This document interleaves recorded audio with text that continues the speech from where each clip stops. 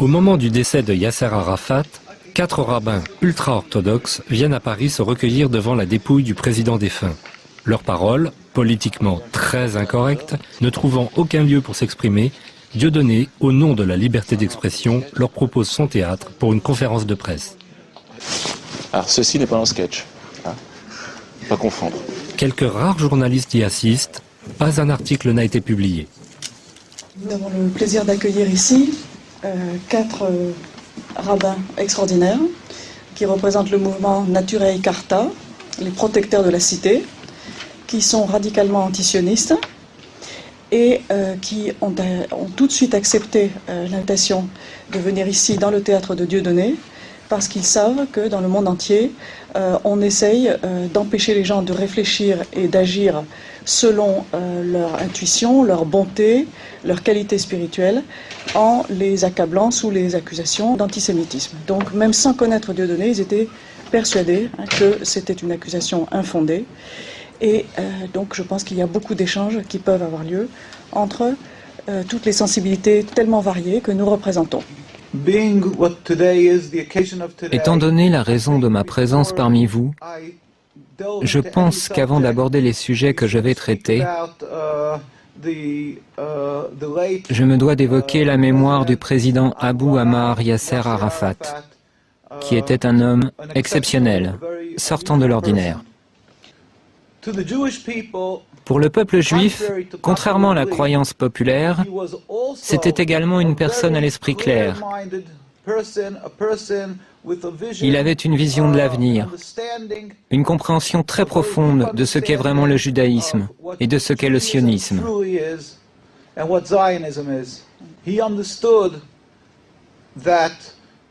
Il avait compris que le judaïsme est une sainte religion, plurimillénaire. Et il n'avait absolument aucune forme d'animosité, d'une quelconque façon, à l'encontre du judaïsme ou du peuple juif. Au contraire, il savait que le sionisme est très différent. C'est ce que j'expliquerai brièvement. Les sionistes, bien entendu, le dépeignirent sous les traits d'un antisémite, comme ils le font de n'importe qui, en Europe ou ailleurs dans le monde, qui tenterait de se dresser contre l'État criminel d'Israël et contre les agissements criminels qui émanent de l'État d'Israël. Ils affirment de manière automatique que cet opposant est antisémite, afin d'étouffer son opposition en la faisant passer pour une lutte contre Dieu. Ils donnent à croire que toute personne qui s'oppose au sionisme et à Israël serait quelqu'un qui blasphémerait la Bible et nourrirait de la haine envers les Juifs. Maintenant, je vais vous expliquer brièvement ce qu'est le sionisme. Comme je vous l'ai dit, le judaïsme est une religion plurimillénaire. Elle remonte aux patriarches Abraham, Isaac et Jacob. Le sionisme est à peine centenaire, créé par Theodor Herzl et ses amis, des gens totalement athées, des gens qui étaient totalement étrangers à la religion, qui détestaient la religion. D'après la croyance juive, depuis la destruction du Temple il y a près de 2000 ans, c'est-à-dire depuis l'exil du peuple juif, Dieu a fait jurer au peuple juif de ne point tenter de retourner en masse sur la terre d'Israël.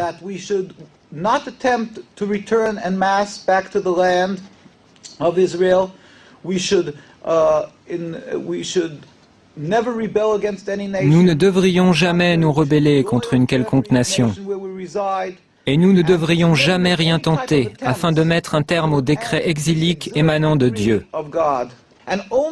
Seul Dieu, sans la moindre intervention humaine, peut mettre un terme à cet exil. Et Dieu est très compatissant. Il regarde tous les peuples qu'il a créés, et donc le peuple juif parmi eux, dans l'exil. Et c'est quand il jugera le moment opportun qu'il mettra immédiatement un terme à l'exil. Il se produira alors une révolution métaphysique dans le monde. Le monde entier reconnaîtra qu'il n'y a qu'un seul Dieu, et il le servira, rassemblé dans l'harmonie et la paix. Nous n'utiliserons pas les armes, ni ne lancerons une offensive militaire pour convaincre les gens qu'il n'y a qu'un Dieu unique. Simplement, nous nous lèverons tous ensemble pour servir Dieu, ce à quoi un juif aspire, ce qu'il espère, ce pour quoi il prie. À l'époque, au début du sionisme, à ses prémices, les rabbins se sont insurgés unanimement, Ils protestaient disant « C'est un blasphème, c'est de la rébellion contre Dieu. Si cette idéologie est mise en application, nous en souffrirons terriblement. » Malheureusement, les sionistes ont réussi. Tout d'abord, ils voulurent aller en Ouganda. Là-bas, il y avait des terres vierges, mais ils comprirent que la nation juive ne les suivrait pas. Aussi se jouèrent-ils et abusèrent-ils des espoirs et des aspirations que pouvait entretenir tout juif à retourner à Jérusalem. Et ils leur dirent « Nous sommes en train de vivre les prémices de la rédemption. Viens, suis-nous, retournons ensemble sur la terre d'Israël. » S'appuyant sur l'ignorance des multitudes non-juives dans le monde entier, ils abusèrent de leur compassion, escomptant qu'elle prendrait pour argent comptant ce que dit la Bible, à savoir que cette terre appartient aux Juifs, et dirait qu'on leur donne la terre. Ils ont utilisé ces sentiments afin de poursuivre leur entreprise, de marquer des points sur le terrain, dans l'objectif de s'accaparer la Palestine. La Palestine était un pays peuplé d'êtres humains, les Palestiniens, c'est-à-dire les Arabes habitant cette contrée, ainsi que des Juifs orthodoxes qui craignent Dieu.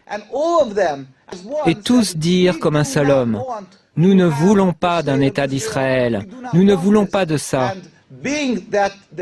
Et étant donné que les sionistes ont usurpé la terre, qu'ils sont allés en Palestine et qu'ils l'ont volée au peuple palestinien, ils ont soumis ce peuple par la force des armes, puis ils l'ont expulsé.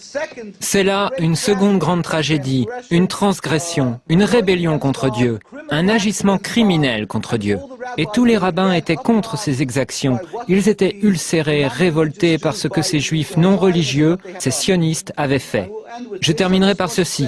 Je tiens à dire simplement que les sionistes, bien loin d'être les protecteurs des juifs et les garants d'un havre de sécurité pour eux, sont en réalité les principaux responsables de l'antisémitisme dans l'ensemble du monde.